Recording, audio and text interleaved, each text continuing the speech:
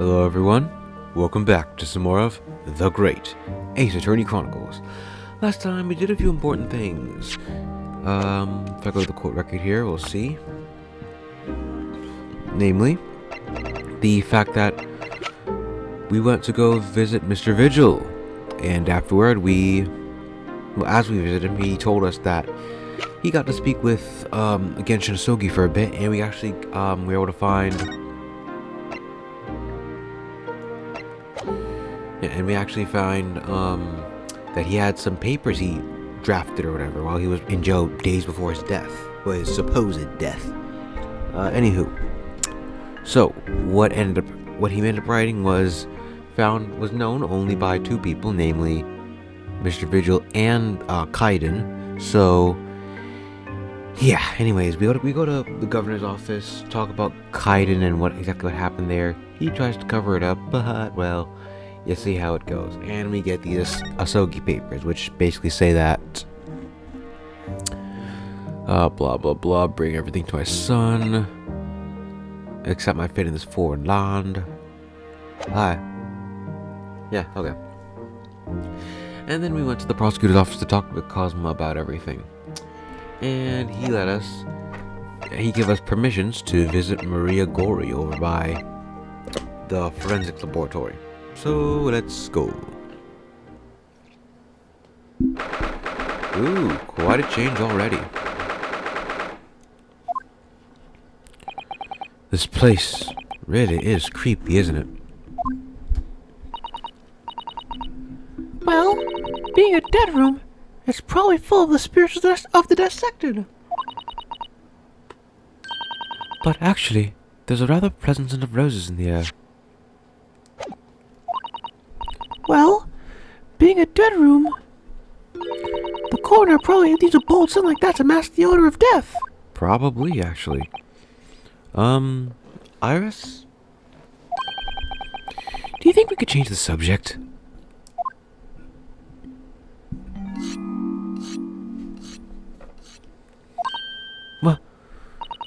What was that?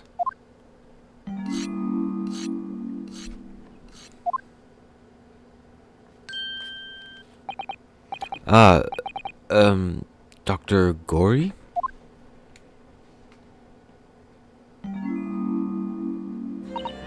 What? That noise before. I was sharpening my tools.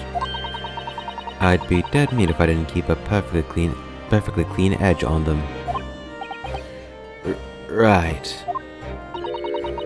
When following the collagen fibers in the dermis, an extremely sharp... Okay, what voice do I give her? Because I want to give her like a dead voice, but...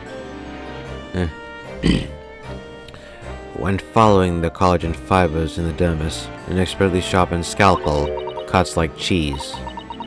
Would you like a demonstration? Oh, yes please. I'd love to see. Then, I think you'll do nicely. Huh? No, I wouldn't do nicely at all. I mean, maybe some other time. Tsk. Was that a tut? Well, we came here to ask questions, so let's get to asking, I suppose.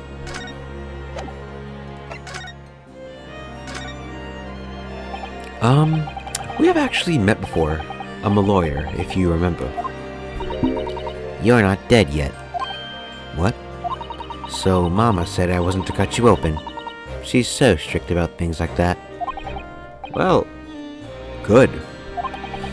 Dr. Scythe has some scruples at least. Oh dear. It looks like she's not interested in talking to us, for the time being anyway. For the time being? You mean until we die? I hope there's a way off.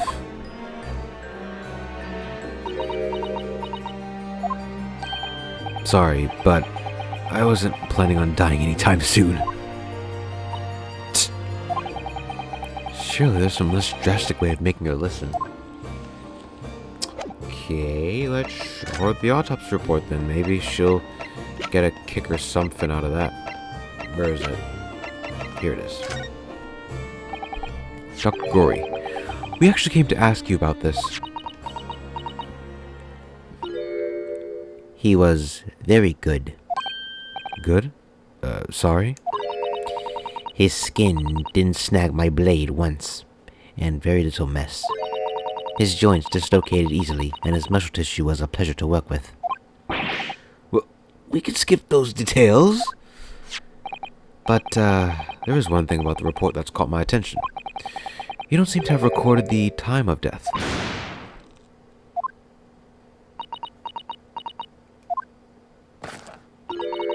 That's not my fault.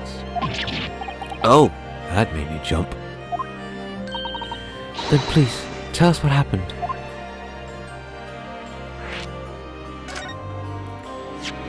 So, why doesn't this autopsy report include the victim's time of death then? It's really the most crucial detail. I was told not to write it. What? By whom? Male Strongheart, the Lord Chief Justice. He came here. Lord Strongheart came? He said that from the witness statements about the gunshot and the other evidence, it was obvious. The man clearly died at 5 p.m. on the 1st of November, when the gunshot was heard. But that's not the time of death you wrote on the report. You didn't write anything. Was there some reason you didn't include it?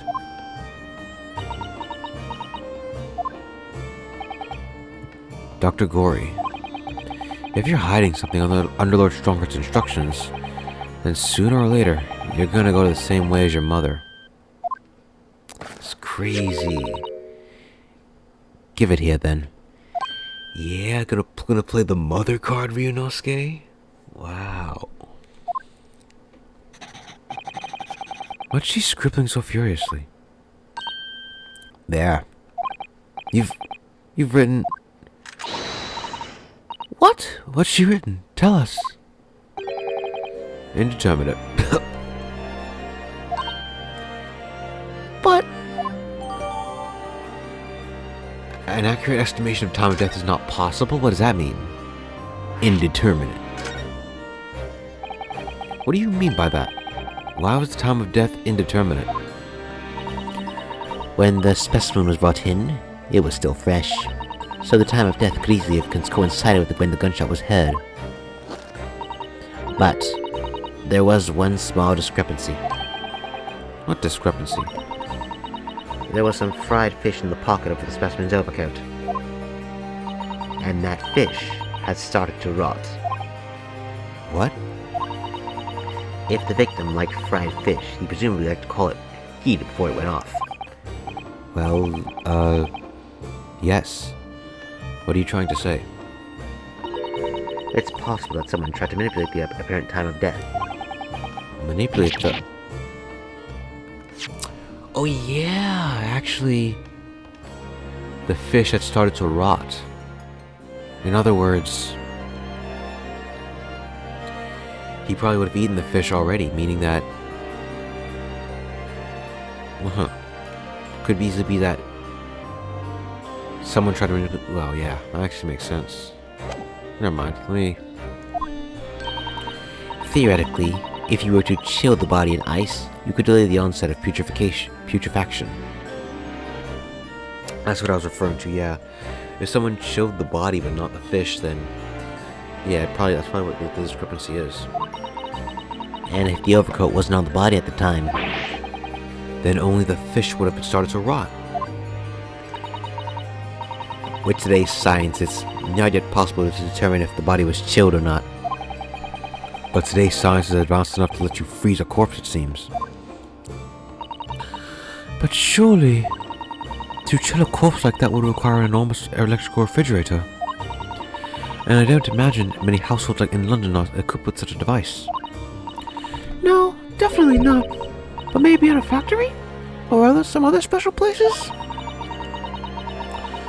I don't recall seeing any factories such like on Fresno Street, though.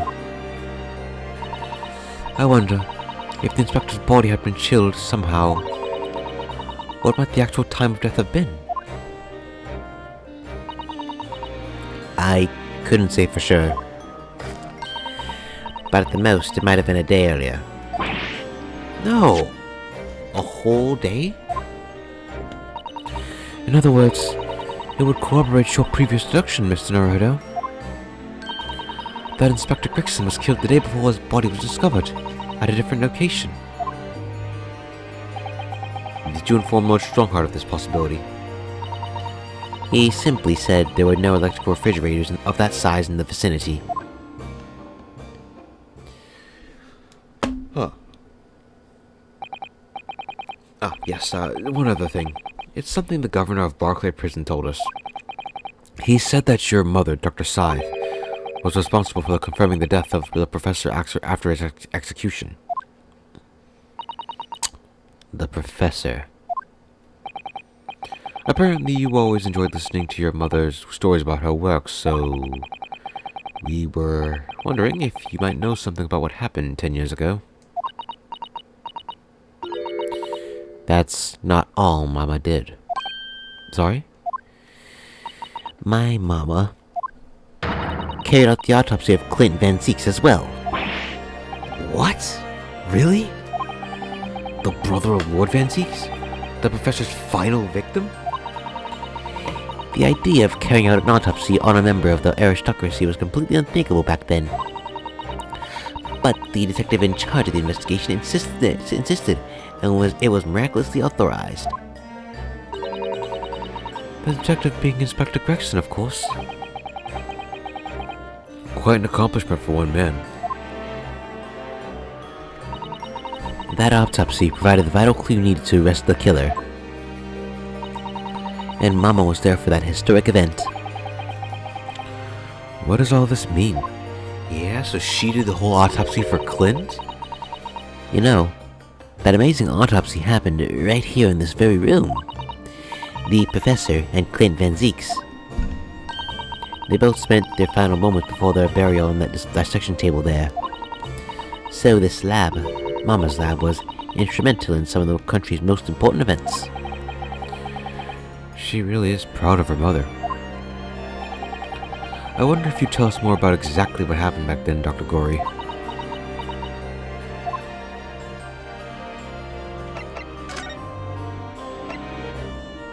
I wonder if... Oh yeah, it was updated. That's nice. Hold up. At 19? At 19, she's a doctor? What? I guess things were different back then, but... What?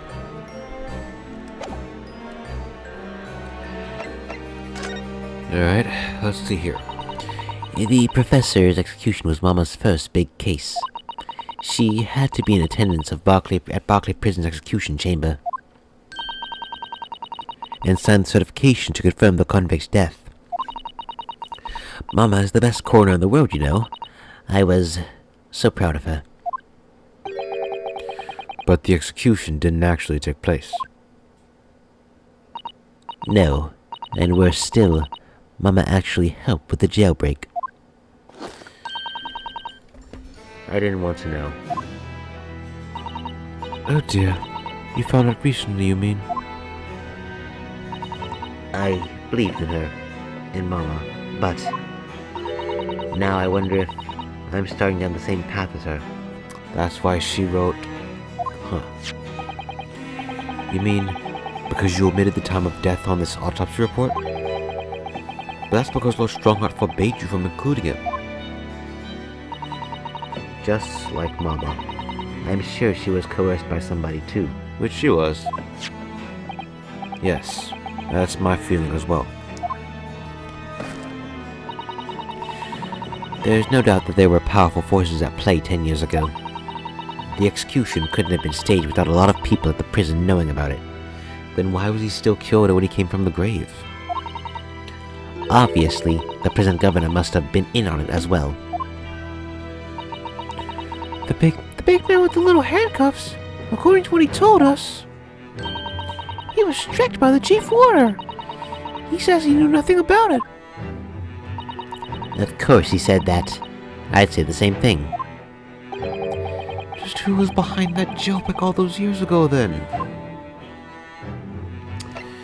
I have a feeling I know.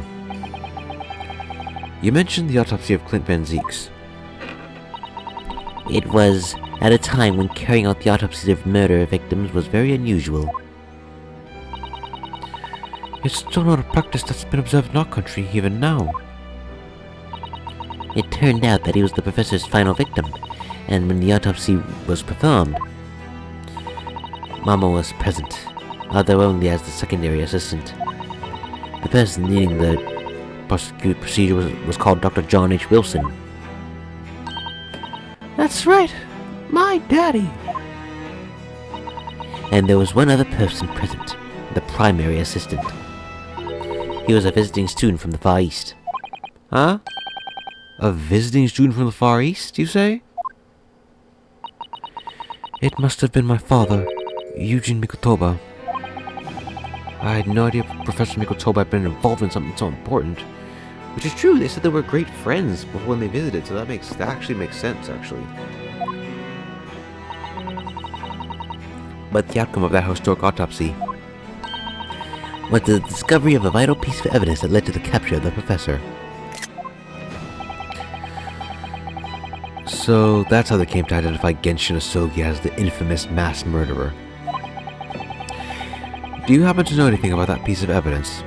Can you tell us anything more?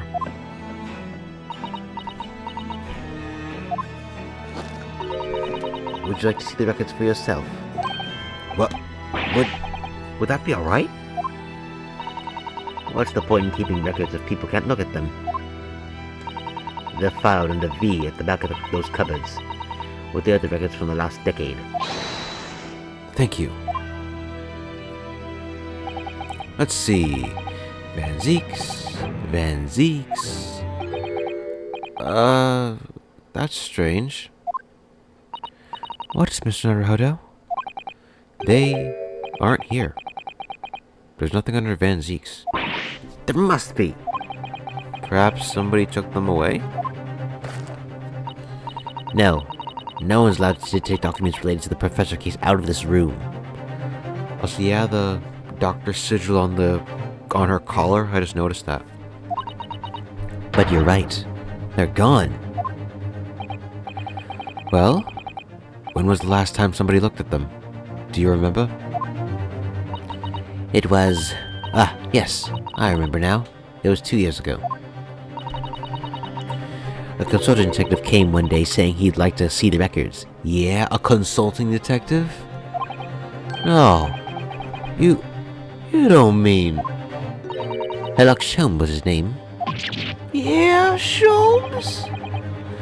Deep down, I knew that was coming.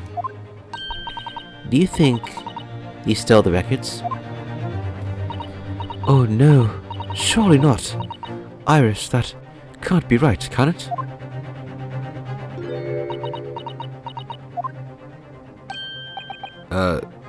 Iris?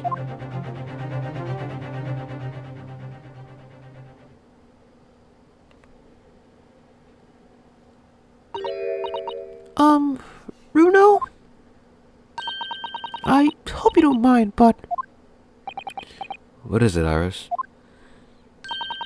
I've just remembered something very important I have to do. Suddenly. I'm gonna have to leave you now. Oh, this is very sudden, Iris. Well, we'll come with you then. Oh, no, there's no need. You can take your time here. Bye for now then. Good luck. Wait a minute, little girl. Me? I remember now. You've been here before, haven't you?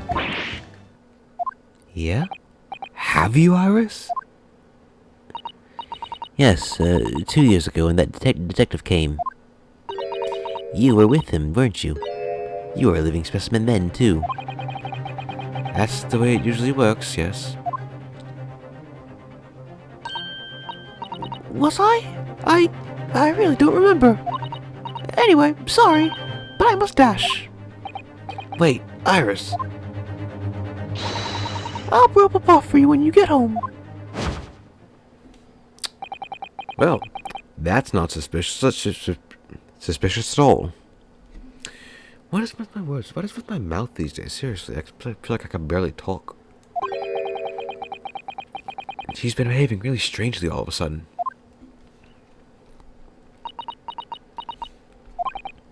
Well, in that case, we won't keep you any longer either. It's been quite a while since I had any visitors. This was really fun.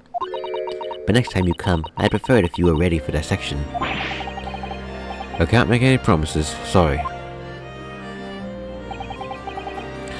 It's a bit strange that the records of Clint Van Zeeks' autopsy have disappeared. But I think we've asked all we came to ask now. Alright.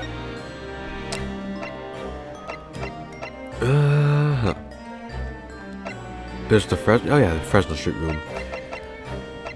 We've never actually visited there yet, have we? Alright. Let's head there then.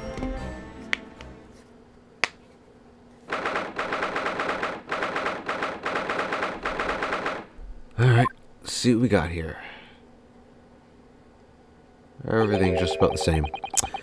The police are still busy investigating in here then. But Gina's nowhere to be seen. Where is she? Yes, it has been blissfully quiet, hasn't it? Perhaps she's out investigating on her own, practicing what her boss taught her. Well, I expect she'll be back before long. Shall we wait? Haha, yeah, wait. Actually, there's something different about this room since the last time we were here, isn't there? We could always use the time to investigate more thoroughly. Which there is. Namely, this big trunk here. What is this? This little trunk wasn't here before, was it? Oh, it appears to be made of metal. It must be very heavy.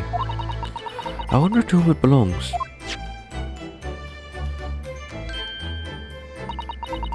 There are some initials on the outside. Look. T.G. Let's ask one of the policemen if they know how it came to be here. Oi! What do you think you're doing?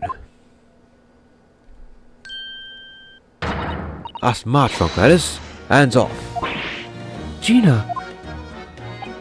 What? Where were you hiding? I don't know. You leave something unattended for a few seconds and every Tom, Dick and Harry's got its greedy eyes on it. Just a wild guess, Gina, but... What? Spare, Otto. Isn't it fair to say that you only own that trunk since this morning's trial? What are you trying to say? Come on, this trunk goes with me everywhere. Always has. Where have you been the last year? Trying not to incur your wrath, mainly.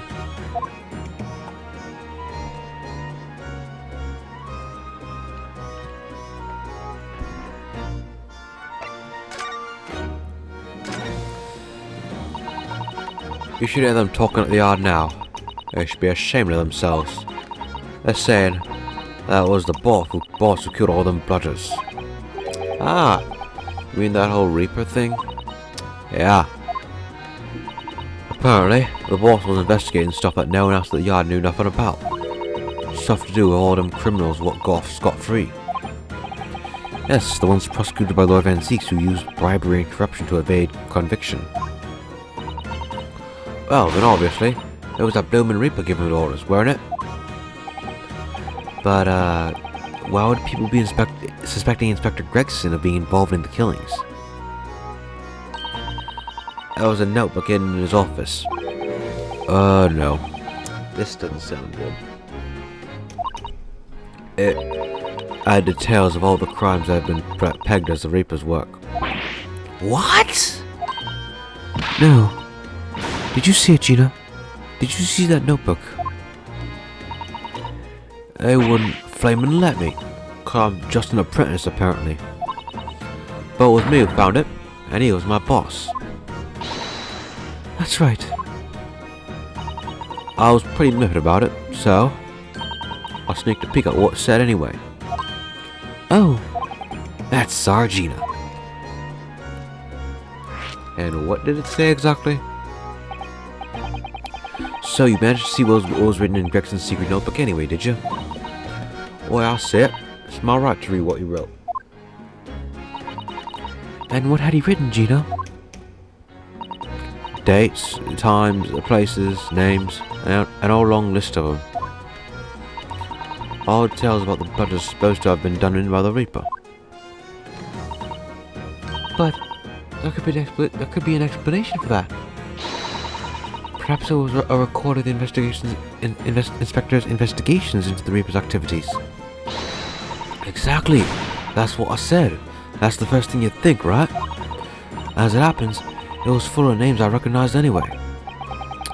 Well, the Reaper's targets were almost exclusively known leaders of London's criminal underworld. Well, yeah, but there was one remark at the end that was a bit odd. At the end of the list, you mean? I'm pretty sure the date against it was 31st of October. Oh, the day before the inspector was found dead. So, what was the odd name? It weren't like a name I've ever seen before. It was something like, nah, it's no good. I can't remember it. I don't think it was an English name, put it that way. Oh dear, what a pity. Not an English name, a foreigner? There was something else too. I don't know if it matters, but the same name kept coming up over and over. Shin, it was. I don't suppose it means anything but Shin? As in Assassin, the assassin? Did you say Shin? Huh? What? It does mean something? Lord Van Zeeks knew the name too. He mentioned her as well. The woman who actually did the deeds. And now we find out her name appeared in Gregson's secret notebook. Interesting. We haven't seen you for a little while, have we, Gina? Well, of course not. I've been busy, ain't I? Investigating in that. The lads at the yard are trying to trace the boss's movements the day before it happened. Day before? That would be the undercover investigation into the Redheaded League, then. Only the boss didn't go, did he? You found some cove what was pretending to be him, didn't you, Otto? Yes, it was Mr. Vigil who actually went to the park on Lime Street that day posing as Gregson.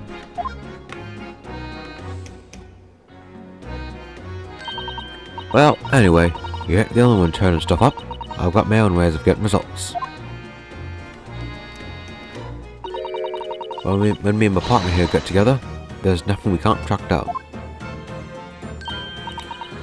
Oh, little Toby. He's such a faithful friend.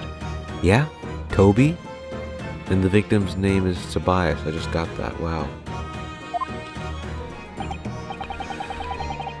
So, have you tracked anything down then?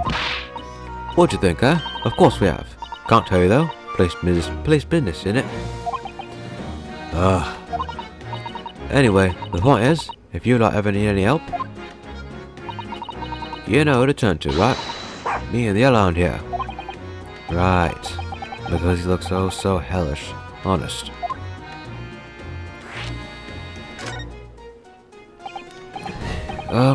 Gina, about your hellhound there.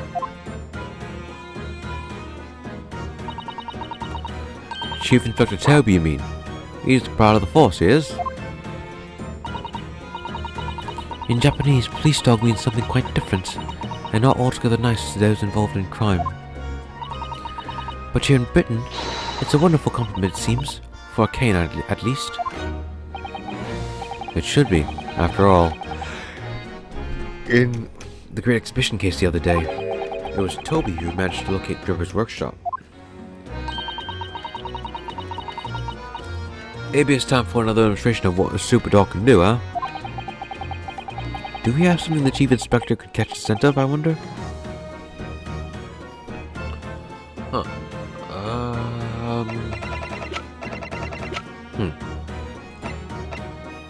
Ooh, the pocket watch. We could track his movements using this, right? Take that!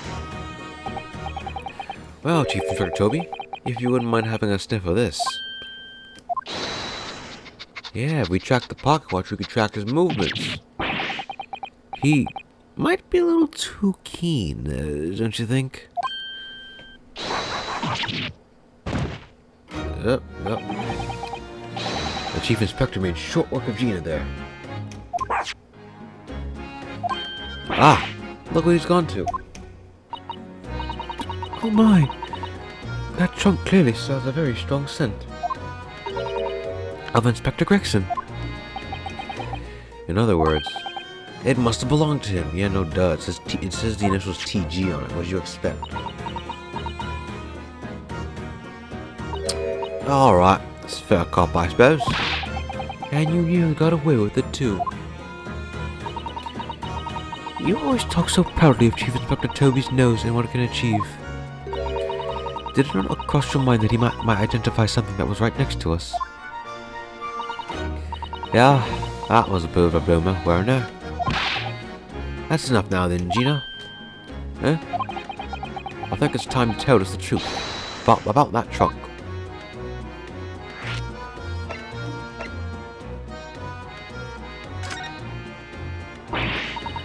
It weren't like that. It just weren't. What are you talking about? I know what's going on through that head of yours, but that ain't what happened. Alright then, what did happen? Well, like I said before, we were trying to trace the boss's movements. So, I let Toby here have a whiff of the boss's overcoat, and as soon as I did that, he went off like a shot.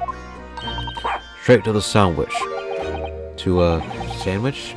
Not a bag of chips? Mr. Naruhodo, I believe Gina means the witness. Oh yeah, that guy. Beppo! Oh, I forgot about that sandwich. Yeah, he had it hidden between the wooden boards of his, the boss's trunk. Yeah, you stole stuff? You mean, when they heard the sound like a gunshot and all piled in here? Exactly, he'd nabbed it from the scene. Goodness, arrested immediately. Me and the Chief Inspector gave him that sandwich a good grilling, and you know what he said? I thought it might fetch a good price, and the chap wouldn't be needing it anymore, so... But that's all I did nothing more, and... What'd you add to me the cheek of it, huh? Stealing the dead boss's stuff to flog. So Miss Venus wasn't the only one to meddle with the scene of the crime then. Sorry. How could they? So anyway, that's how it happened. And it's a pretty decent trunk, so I figured I might as well make use of it. Is there something wrong with that, huh? Well, maybe you and Mr. Sandwich should try to find the answers to that question together. So, what's in it? I think perhaps that trunk should be turned over to the police, don't you? What are you on about? I am the police. Gina, if you wouldn't mind, could we maybe examine it?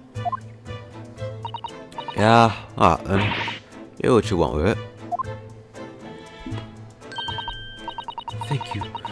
We shall make a detailed record of our examination of the evidence.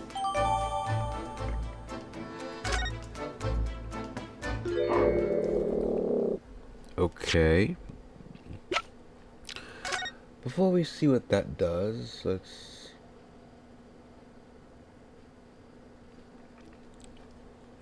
What is this? I'm about to say, what is this? A cut on the side of the thing?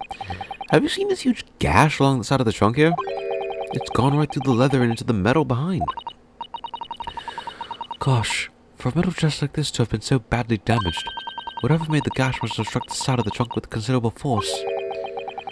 I wonder how it happened. Yeah, legitimately, wow. Alright, nothing... What is this? Look at this dark stain here.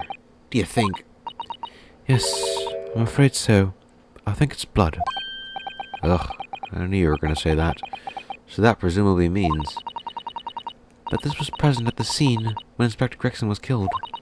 It's the most logical conclusion, yes. I think Gina's been carrying this around with her. If you didn't know any better, I suppose it does look like a grease stain from all the fish and chips. Alright, let's open this bad boy up, see what we got. Let's have a look inside. Ah, yeah, here we go. What's inside? What is this? Do you see that? There's something stuck in the side of the trunk here. It's, glinting. It looks like a fragment of metal of some sort. But it's wedged in so tight that I can't remove it. Well, don't cut yourself. You'd better leave it, I think. Alrighty then. What is this? Look! There's something inside. Ooh, let's see. It appears to be a passport authorizing him to travel overseas. Was Inspector Gregson about to go on a trip abroad then? Well, yeah, he said he was going to not Paris. Yeah, to Paris, I think, right? Perhaps the date of departure might tell us something. That was... Oh! What is it? It was to travel on the 31st of October. Just one day before the incident. What? Really? He was supposed to travel? Gregson went to France the day before his body was discovered? Interesting to know. And I assume these are just random bits and boobahs? Bits and boobahs. No, it's bits and doodahs. I don't know where I got that from. Oh well. That's it then, I guess. What you got? What's the matter with Toby? Why is he acting so aggressively towards me all of a sudden? Mr. Naruto, be careful. It must be the trunk. Jeez.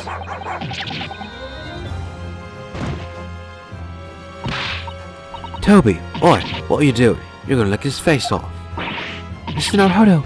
Mr. Naruto! Gina, quickly, hail a carriage.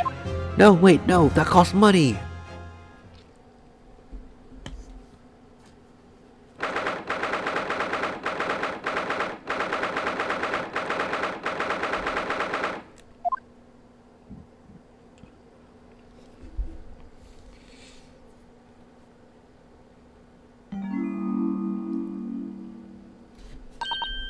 Oh, Mr. Naruto, are you alright? Miss Susato. Ah, conscious again at last. A blessed relief, my dear fellow. After all, to drop dead after a moderate licking by a small terrier. Most unseemly. What is or isn't seemly isn't irrelevant here, Mr. Sholmes.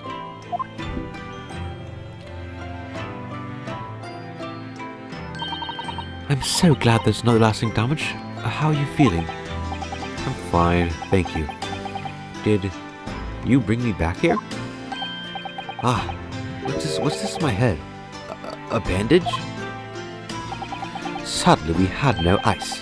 So that's a compress of sugar water. Sugar water? Don't worry, Mr. Naruto. It's a first aid treatment my father taught me.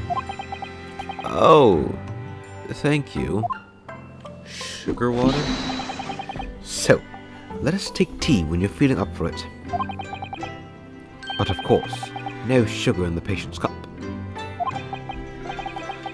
Ugh, the bump on my head is throbbing sweetly enough, don't worry.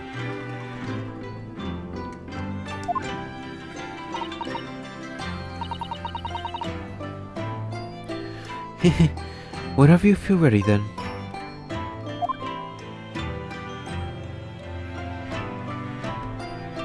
Let me see something for a second here. Because... Huh. Sugar... I guess sugar does have an effect on wounds. Sorry, that was my arm. Interesting. So I do see some stuff for like sugar water. Here, does it reduce swelling is what I'm looking for here. So I tend to look up stuff while I'm doing this just because I remember.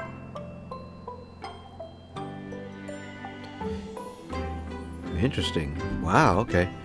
So literally what? The high solute of sugar water pulls the water from swollen tissue, so it does reduce swelling, I guess? Alright, that's interesting enough to know. Can we talk to Sholmes over there? Just standing there? Thank you for your concern, Mr. Sholmes. My dear fellow, think nothing of it. I must say I was quite startled when I heard that you'd been attacked by a dog. For a moment, I feared that the infamous murder of so many had come back from the dead. You mean the professor? Fortunately, I see your prize throat is unscathed. That stiff turned-up collar of yours obviously afforded some welcome protection. Was I that close to death? All I really remember is the dog licking my face over and over and over again. Well, if you wish to avoid such troubles in the future, a little mustard spread on the cheek should do the trick. I should think that would balance the sweetness of your bandage rather splendidly. Alrighty then. There's some extra dialogue and achievement you can get from going back to the Fresno Street room. Oh, do we have enough time for that?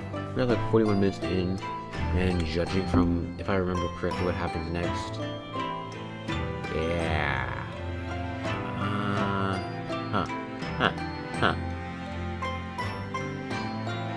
Okay. This episode might be an hour long now that I think about it. Okay. Let's keep going then. We'll skip that for now, just in the interest of time. So let's head back to Sholmes' suite.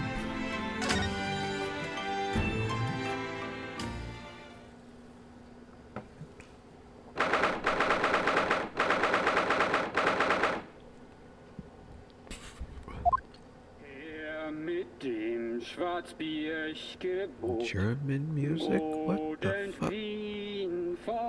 What the fuck? What is this? What on earth is going on in here? Am I having a bad dream? Ah, no, it's an old German folk song. A rather fine rendition, I think. That's the least of my concerns.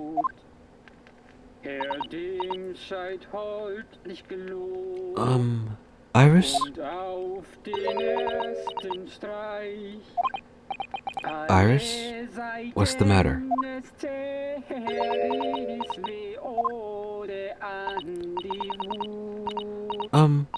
Who's that sprawling, that relaxed gentleman over there? Iris? Is she even listening? Excuse me, sir. I do apologize for troubling you whilst you're singing so merrily, but would you be kind enough to explain the situation?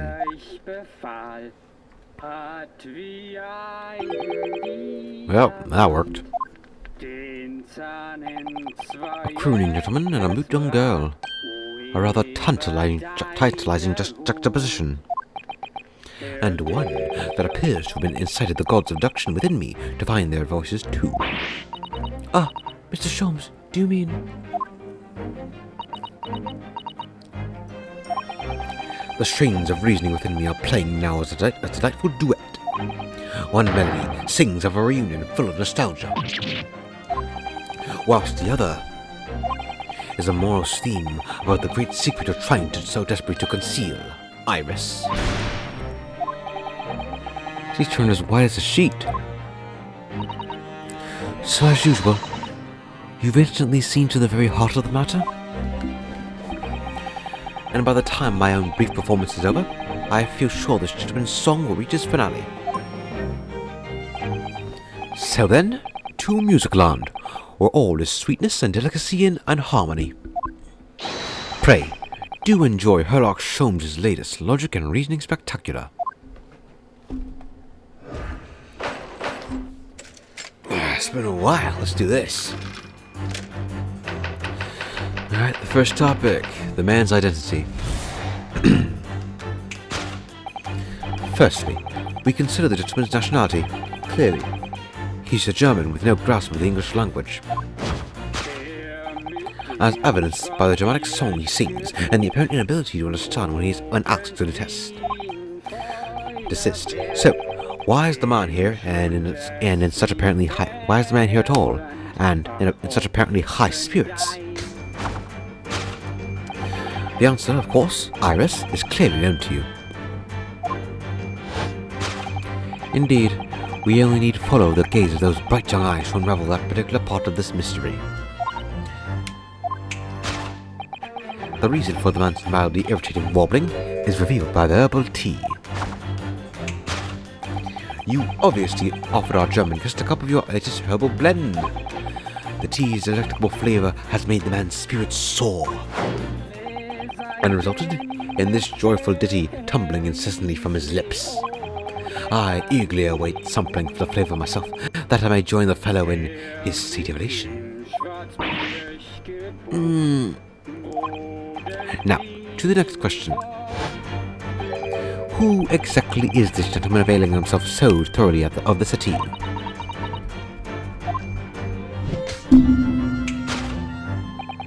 As it happens, a number of years ago now, a certain gentleman of German origin engaged my services in solving a particularly delicate case.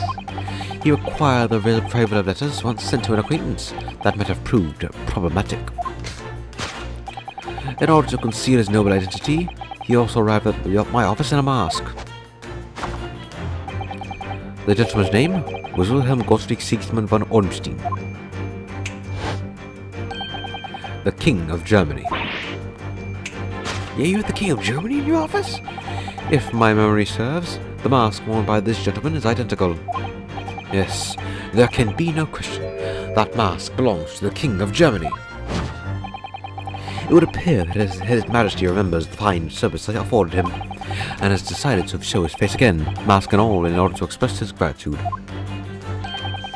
A well-mannered monarch indeed, wouldn't you agree, my dear fellow?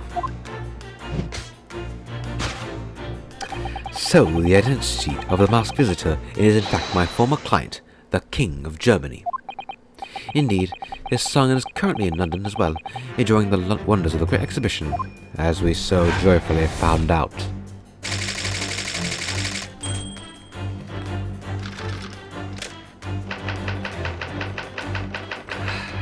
Alright then. Which leaves us with one remaining imponderable. Yes, you, young Iris. But your apparent and inexplicable silence is unable to hide the truth. Yes, the reason for your muteness is concealed inside that knapsack. A £5 note, I believe. I must say, as your compatriot, I am deeply saddened. It would appear that you've allowed yourself to be bribed into silence by His Royal Highness, earning yourself some spending money in exchange for keeping quiet about the King's secret. And now, the final piece of the puzzle. What is this secret you strive to hide within your silence, Iris? Ah, yes. We need only follow that brief and voluntary twitch of your eyes to find the answer. You were attempting to abscond with that coffee cup. My favorite coffee cup, in fact. Or should I say, the handle of my favorite coffee cup. It appears that His High-Spirited Highness broke it in the midst of his high jinks. Which leads us to the sad truth. My favorite coffee cup has been broken by the King of Germany, and Iris, you tried to conceal it from me! I shall have a bill sent via governmental channels to the German royal family for its replacement.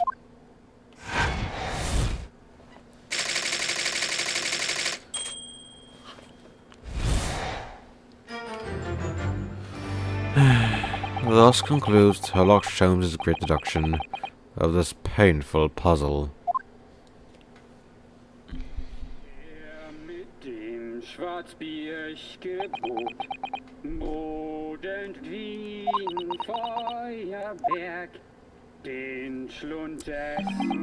With your silence as well, the fellow's jovial warbling rather rings in the ears. does it not?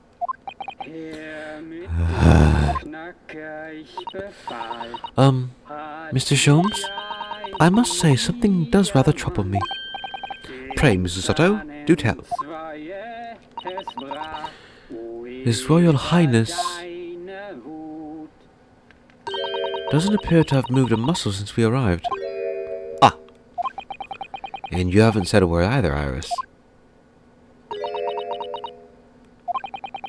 If Mr. Sholmes has it all right, you may as well own up to it now.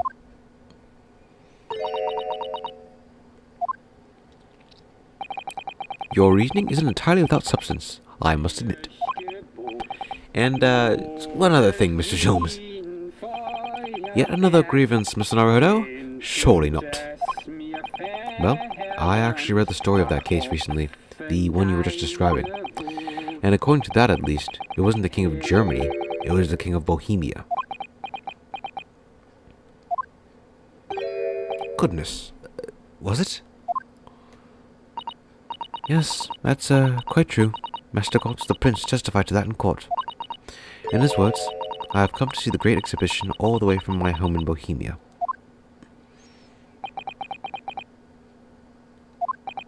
I would ask you to keep that minor error to yourselves. It could easily become quite a scandal.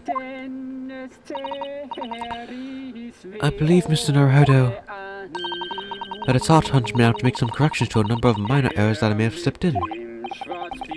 Yes. Even Mr. Sholmes is willing to admit he might be slightly wide of the mark this time. Although it's clear that Iris is definitely hiding something. We need to find out the truth behind this mysterious scene. But one truth is incontrovertible. My favorite coffee cup is no more. So, shall we embark again? On a joint presentation of Sherlock Sholmes' logic and reasoning spectacular.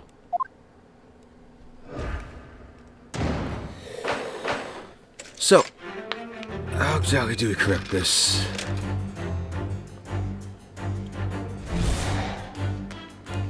Alright, let's skip through all this. Let's see, bloody bloody blah. Answer is known to you. Your eyes tell the truth. Here it is. So what? It's some mix of herbal herbs that gave you the urge to sing? Goodness, I should like to try some. And I'd like to hear you singing, but this man... Just how long does he intend to keep up with that tune, do you suppose?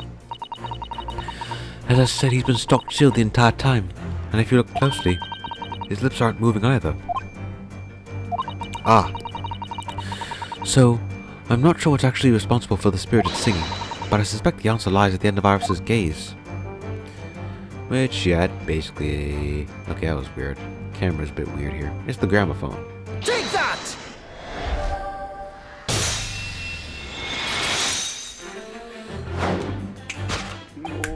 The reason for this man's mildly irritated warbling is revealed by the gramophone. Indeed, for no well-bred gentleman would break into an obscure folk song when making a social call.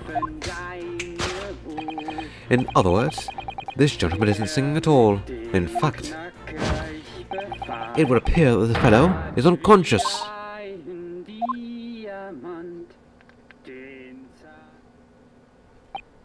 Ah, the music seems to have stopped. Now. I ask you, Mr. Naruhodo. Yes? Why would I have purchased a recording of that gibberish? How should I know? Well, never mind. On with the deduction. Who exactly is this gentleman availing himself so thoroughly up to the T? Alright, let's keep going.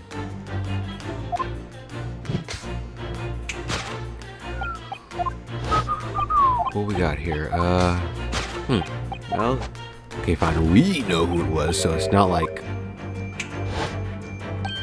the King of Germany, which, yeah, we already know that's not true.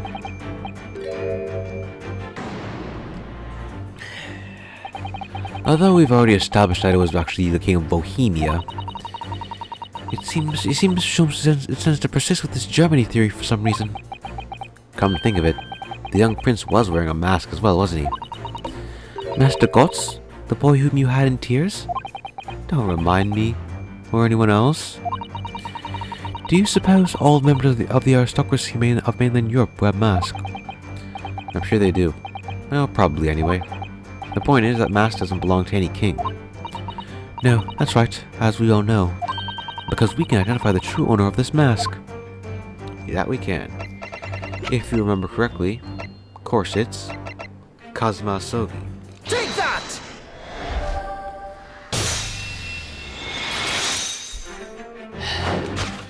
Yes, there can be no question. That mask belongs to Kazuma Sogi. In other words, my memory is sublimely unreliable. Only you could try to make that sound positive. Kazuma's mask had been languishing in the metal chest for several days, though that doesn't explain why the gentleman is wearing it now. But it is now a simple matter to determine our guest's true identity. After all, the gentleman is unconscious. We need only to excuse ourselves in advance. Gently lift the mask and peer beneath it. It's a guy! I don't believe it.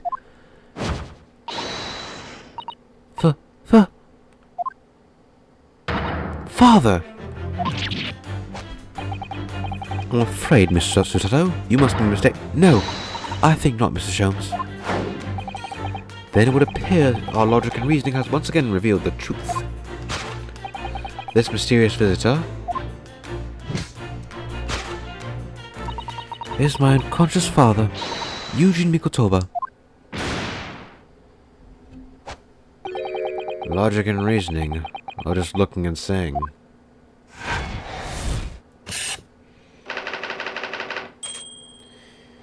Bro, Sholmes literally said, "Hey, let's not be so hasty." Nope, that's my father. Of course he is. Like,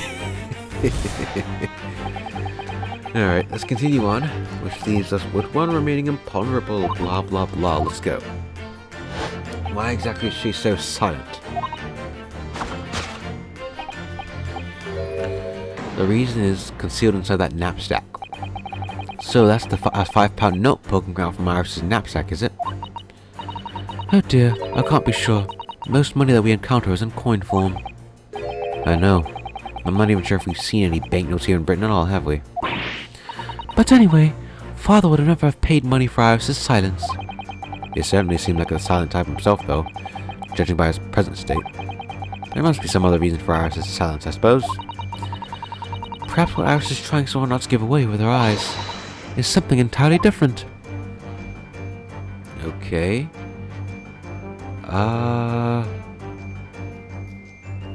The only things would be the knapsack, which we know not to be it. The chest? This metal chest? It contains important documents, doesn't it? Yes, details of all the cases that Mr. Sholmes had worked on over the years.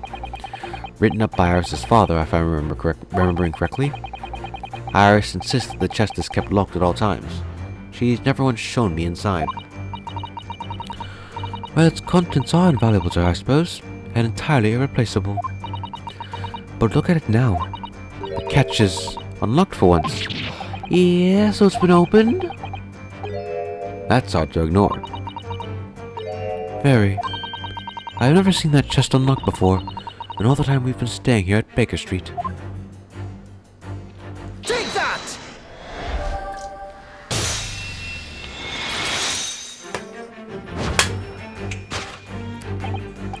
Yes, the reason for your muteness is concealed inside this metal chest.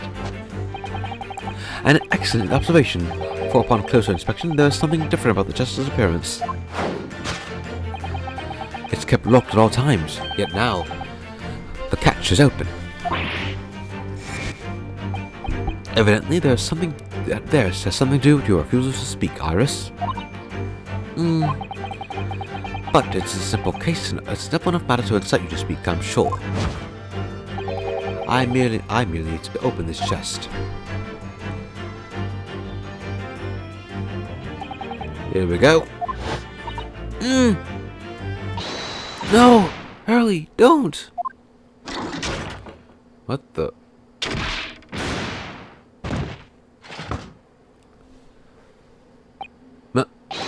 Mr. Sholmes!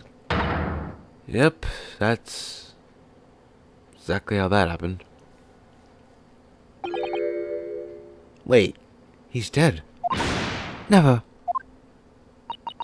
Oh, Hurley. I told you not to open it.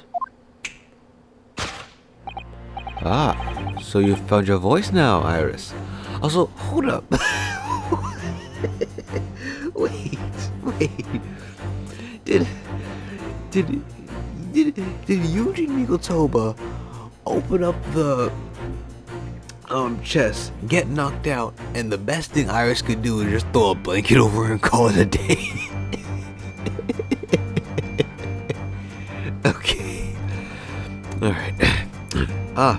So, you found your voice now, Iris. In other words, what just happened clearly reveals the truth there.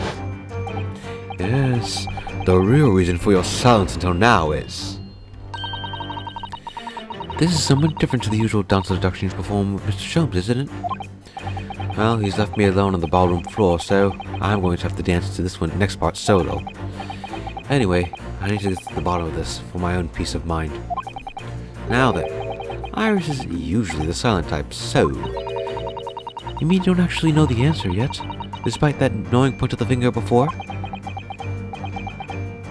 Mrs. Sato? Sometimes a man needs to point his finger first and think later. Oh, well, if you say so. I think we'd better examine Iris more closely and try to rescue the situation then. Why couldn't Iris open her mouth the whole time? I wonder why. Ooh, what is this? A key? To what exactly? That's a key she's holding. Look. I'm sure that wasn't in her hands before, was it?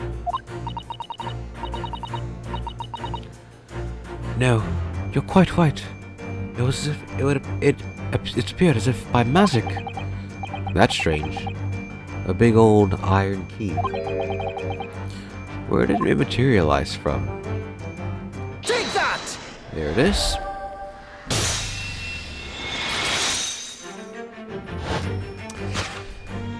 Yes, the real reason for your silence until now is that key behind your back. When Mr. Sholmes was thrown to the air before...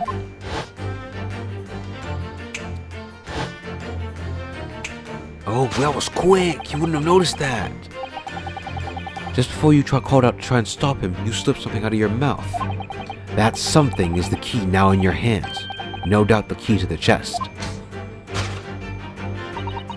You're so clever, Runo. So now it becomes clear. Thanks to Mr. Sholmes' graphic demonstration, we can well imagine what happened here. But... Professor Mikotoba also opened that metal chest only to be punched into the air and land sprawled on the settee. But wait, that doesn't explain all the facts. What about the stylish scarf, the cup of tea, and above all, why would he be wearing Kazuma-sama's mask? Well, for those curious details, I can think of only one explanation. Clearly, an unbelievable miracle took place in this room. Isn't that right, Iris? Consider how the room was arranged before this whole painful experience took place.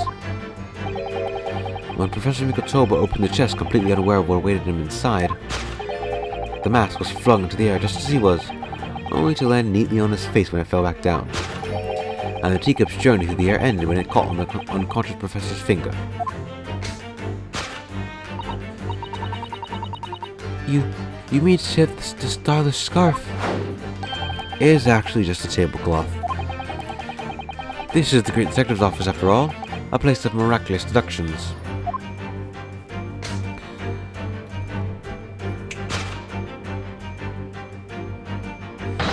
Would you expect anything less?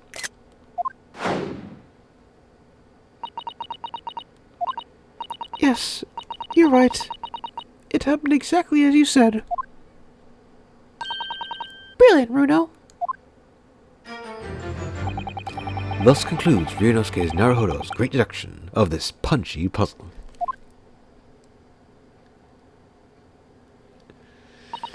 So then, why don't I make a fresh pot of tea for us all? Objection! An admirable performance, Mr. Naruhodo. But in the final act of the show there, you rather missed everything of importance. Mr. Sholmes? If you would cast your mind to my earlier deduction... Iris, clearly you're hiding a great secret. Ah! She is? From the look on her face. Mr. Sholmes must be right. Whatever that pre-deduction is, the cat isn't out of the bag yet. So I put it to you again. You were attempting to abscond with that coffee cup. It really is a shame about Mr. Sholmes' cup. It must have been smashed when Professor Mikotoba opened the chest. Oh dear, so many things seem to have been broken here.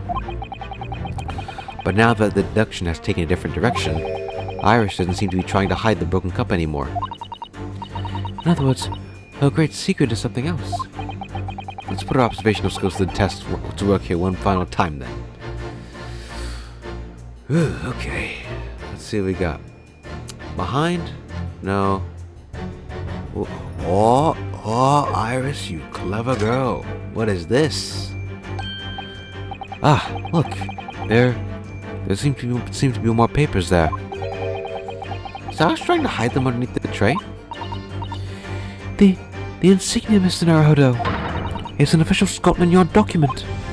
What? But why would Iris have Umaskaska? An official Scotland Yard document? Take that!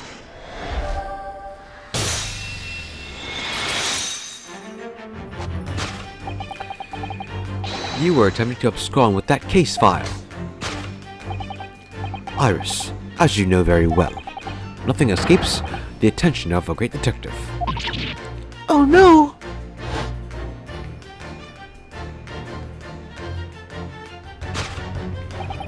We visited Scotland Yard's autopsy laboratory earlier today, and Dr. Gorey informed us that the autopsy report of Clint Van Zeeks had gone missing. Clint Van Zeeks. Yes, I do seem to recall. But some years ago, I asked to see the report in question. You were with me, weren't you, Iris?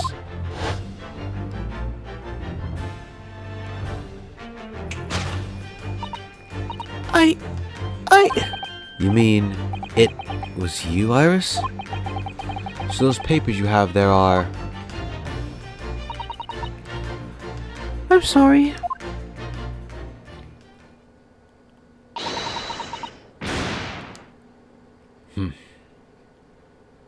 Uh-oh. Well, that makes sense.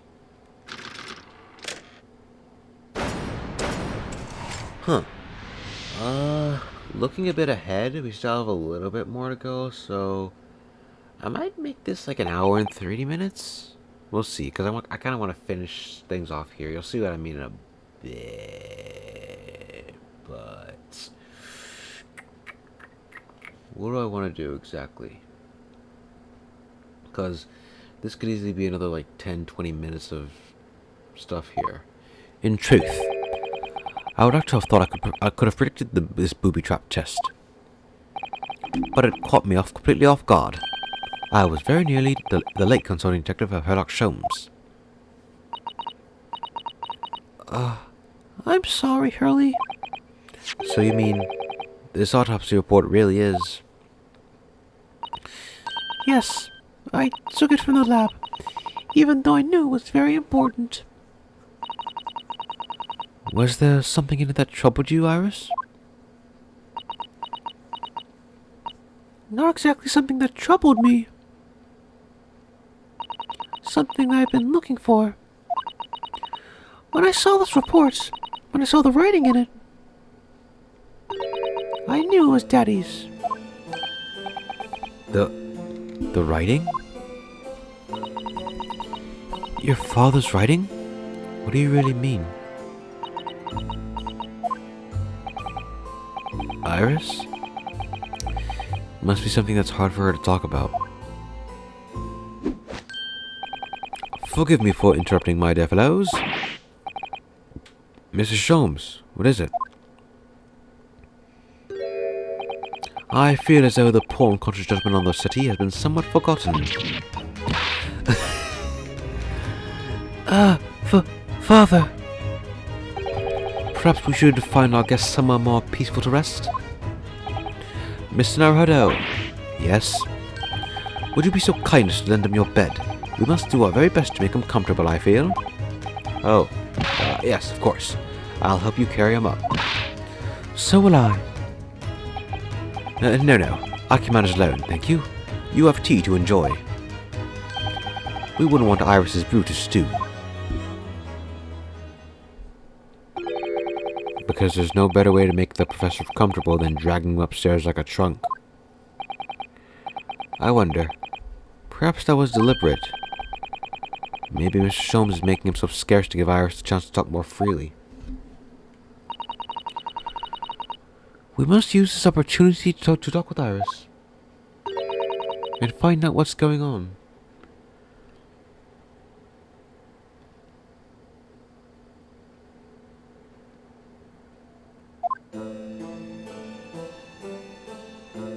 Yeah, screw it. Let's go. We'll do the length of like 2 episodes this time. Always gotta do one, right? Okay. Would you like to tell us about it, Iris? About your father? I'm sure I told you before, didn't I? That Daddy used to be Hurley's partner. Yes, and that notes about all the cases they solved together and kept inside the metal chest. That's right. Hurley told me, you see. He said that Daddy's somewhere far away now, so we can't meet. That's one way of describing it. Then, when I secretly unlocked the chest and read through the papers inside, I started to build up a picture in my head of what Daddy must be like. Well, that's only natural. You're just like any other girl of your age. I read that Daddy was a professor of medical science, so I studied and took my degree, too. Well, that's only natural, I suppose. At 10 years old. In that respect, you're not quite like any other girl of your age, though. But there was one thing I could never find out. Daddy's name. Ah. His name wasn't anywhere on any of the notes he'd make about his work with Hurley. But then one day... That's what happened, is it? When you saw the swab test report, you finally managed to work it out. Is that right? Yes. So it was the handwriting in the report that caught her eye.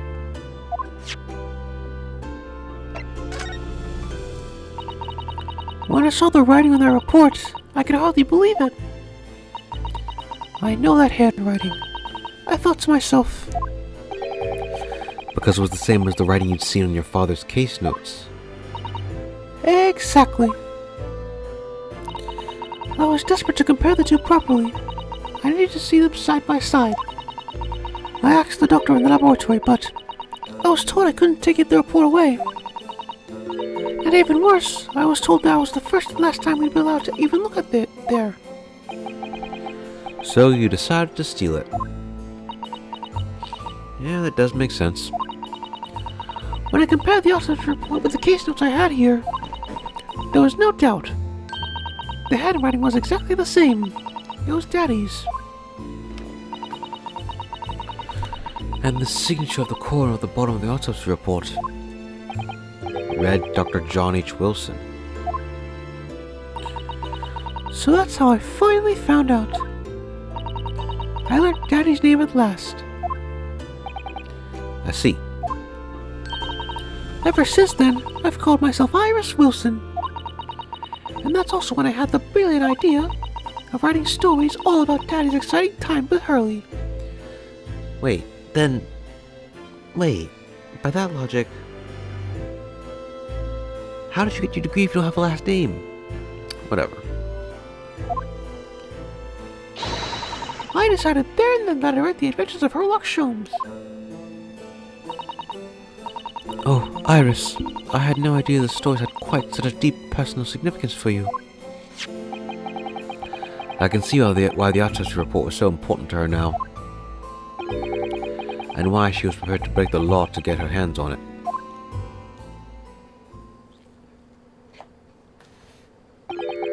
I must apologize, Iris. This is really all my fault. Hurley? I made a promise, you see. That is, until the time was right. I'd keep the details of your father a secret. I know. I've been very naughty. I'll take the autopsy report back to Dr. Gory and apologize. I promise. Yes. We'll go together, I think. Then, let me look after it for you until we get there. Gonna take a nice little look at that. Well, we have the ability to, anyhow. Clint Van Zeek, 33, British, 31st of May, between 9 and midnight. Death from a single stab wound, indicative of death from a single stab wound, indicative of a duel? What? Ink stains visible. Vital evidence recovered from the victim's stomach. What? The victim's stomach? What did he find in his stomach? No internal trauma, even though he got stabbed. Alrighty then. I must go and water my herbs, I think. I'll see you all later.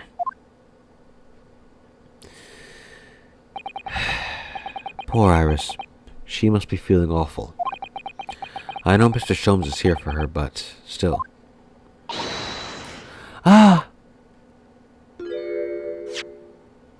What? How? What is the meaning of this, Mr. Sholmes? Mr. Sholmes? Oh, dear me. So, you've noticed, I see. But that would mean... What on earth's the matter, Mrs. Sato? You've turned as white as a sheet. It's this autopsy report, Mr. Naruhodo. The one from 10 years ago. The writing isn't Dr. Wilson's at all. Huh? What do you mean? How could you possibly know that? Because I know this writing very well. This writing is my father's.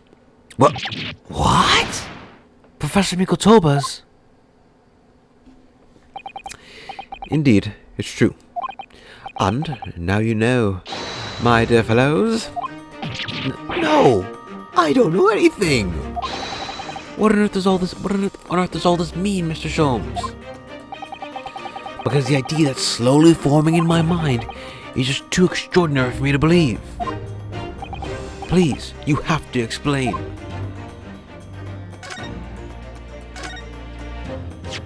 So, this autopsy report was actually penned by Professor Mikotoba then? But that makes no sense. It's not possible. Surely. Not possible, my dear fellow? Pray, take a deep breath and think again. Yes, you're right. In some ways, it actually makes a great deal of sense. It does? 10 years ago, it was when my father returned to Japan after his extended study tour in Great Britain. And prior to his return, where was Dr. Mikotoba engaged? Ah, of course. He was an assistant in Dr. Wilson's laboratory, learning about forensic science. And as an assistant, he would have aided with the dissection work, making detailed notes, which would be assembled into the full autopsy report. Once the work was complete, the head coroner would check the contents and put his signature on the document. In other words, the only writing of Dr. Wilson's in the report would be a signature at the end. I see. So Iris got the wrong end of the stick, you mean? She saw that and assumed the whole report had been penned by Dr. John H. Wilson. Which is very understandable, of course. What a complicated situation.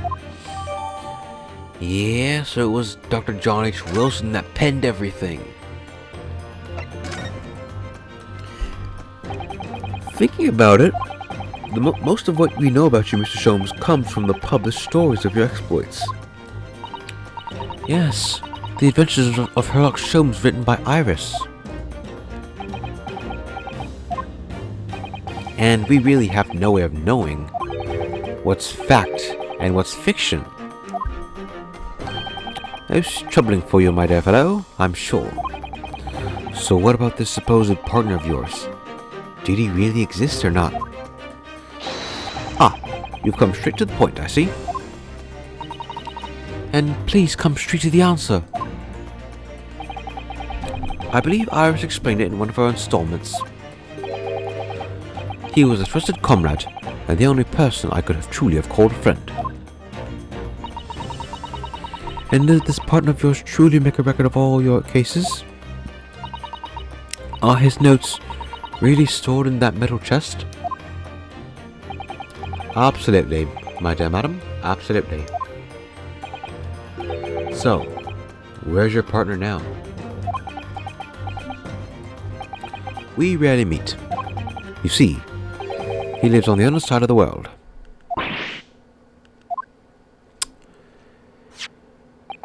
But if this autopsy report and the records of the cases were penned by the same hand, and if the autopsy report was written, though not signed by your famous partner, there would only be one logical conclusion. Pray, impress me. Your partner would have to be Eugene Mikotoba.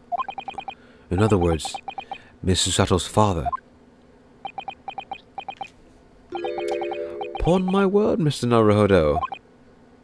Yes? You are coming along wonderfully. You have hit upon the method at last.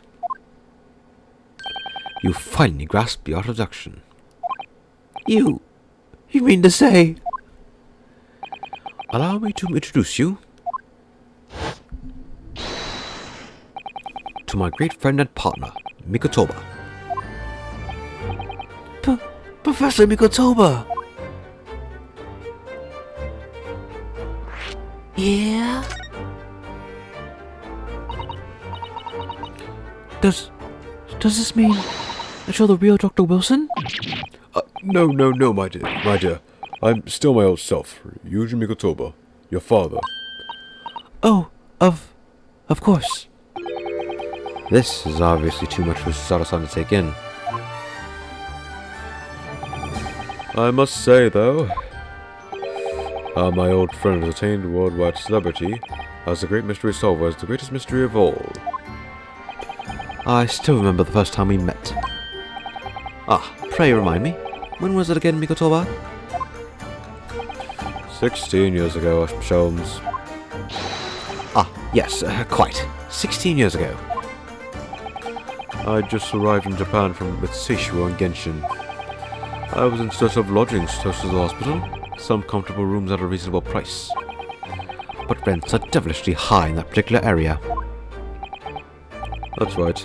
So I decided I need someone to share lodgings and the expense. And was fortunate enough to be introduced to Sholmes, who found himself in a similar situation. I was a callow fellow back then. a mere shadow of the great detective you see before you now. I was working at the hospital's chemical laboratory at the time, indulging my curiosities for a little gain. And the situation of our cohabitation led to us pursuing cases together, you see. Hard to believe, it was a mere 6 years. We had a great many adventures. But in the last year of Mikotoba's stay in Britain, that most infamous of cases presented itself. The case with which you become rather familiar with yourselves, the Professor killings. After the trial, Seishu and I were summoned back home.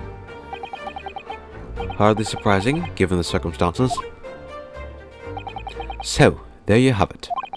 And as you know, all the details were recorded by my trusty book chronicler remain in that metal chest. This is just amazing. Professor Mikotoba really is Mr. Sholmes' famous partner.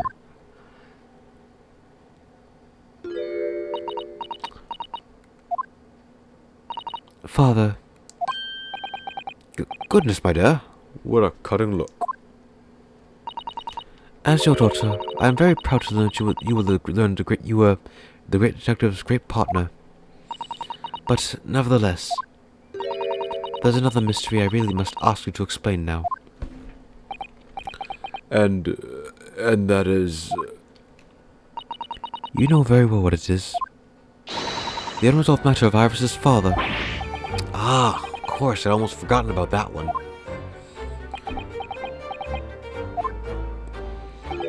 I should have seen this coming, I suppose. Yeah, who is Iris's father? Iris told us that all the notes about the Great Detective's adventures that are met in that metal chest were written by her father. Isn't that correct, Mr. Sholmes? That is indeed what I told young Iris.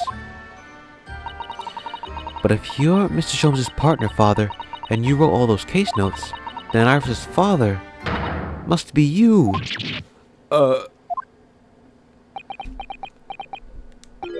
Upon my word, Mr. Sato. You are coming along wonderfully as well. You too have hit upon the method at last. You finally grasp the art of deduction. What you've always told me, father, is that my mother died when I was born 16 years ago, and you left me in grandmother's care whilst you embarked on your study tour in Britain. And I've always accepted that. But all this about Iris, what were you studying? Ooh, there it is. Susato-san's ice-cold stare. No, now hold on a minute. It was very complicated. I mean, it's really not what you think. Then perhaps you have to explain exactly what it is? There it is. Now the eyes go ice-cold red hot. Just before she... No, really, you got the wrong end of the stick. Sholmes, say something, man.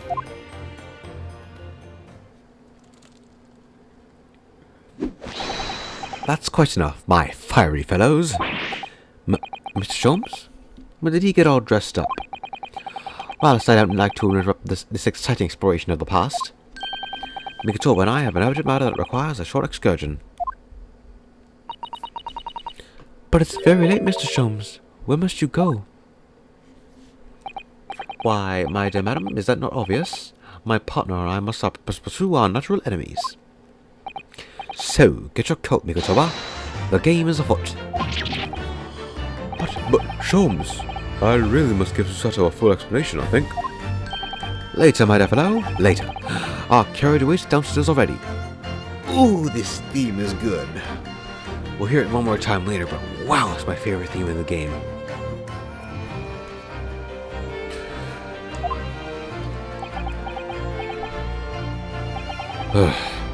You haven't changed a bit, one iota, have you?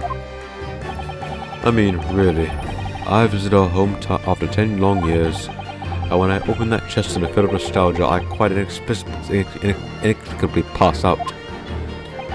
And as if that wasn't enough, when I eventually regained consciousness, I'm plunged straight into all this. Father, please, go with Mr. Sholmes now. What? I have no doubt that whatever happened, you were acting in everyone's best interests. I trust you, completely. Susato. And sending the great detective and his great partner off on renewed adventures together is more than I could have hoped for in my wildest dreams. Very well then. We'll speak again later. So, I believe your own work is done for the day. I wish you the best of luck for tomorrow. Yes, Naruhodo.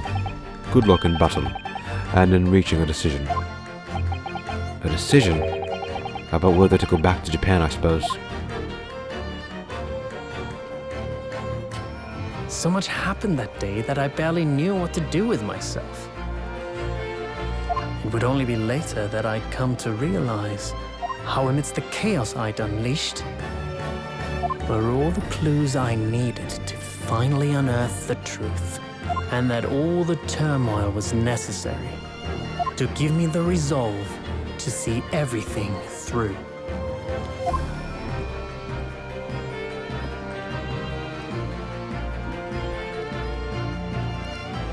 Alright, folks, that is the end of episode 4. We got one more on our list, and boy, is it a doozy.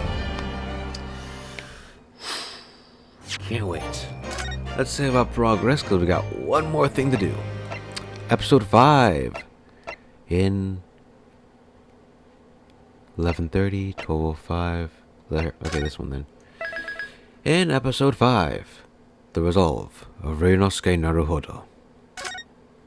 We will handle it next time, but yeah.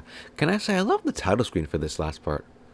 Like, legitimately, like, just, it's not even, like, stylized like the rest of them. No, it's just, the words, so, yeah, that's it.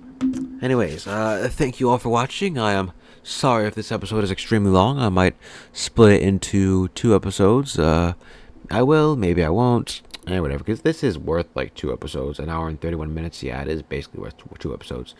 But, whatever. Anywho, that will be it for this episode. So, yeah. Thank you all for watching, and I'll see you all next time.